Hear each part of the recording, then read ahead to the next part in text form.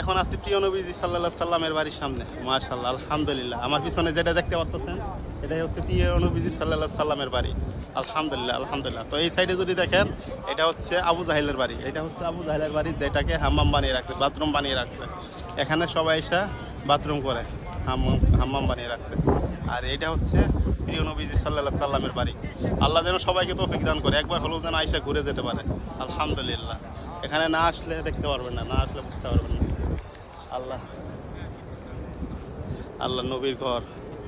আলহামদুলিল্লাহ, আলহামদুলিল্লাহ। এখানে নবীজি ছোটকাল কাটছে, শৈশবকাল কাটছে। নবীজি এখান দিয়ে চলাফেরা করতো, ঘোরাফেরা করতো।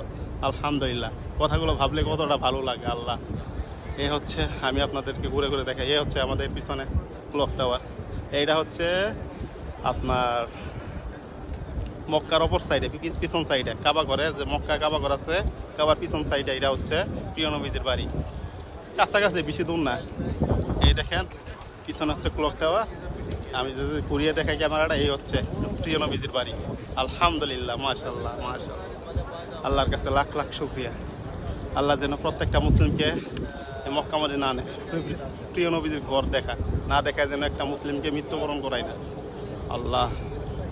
আল্লাহর কাছে লাখ লাখ শুকরিয়া।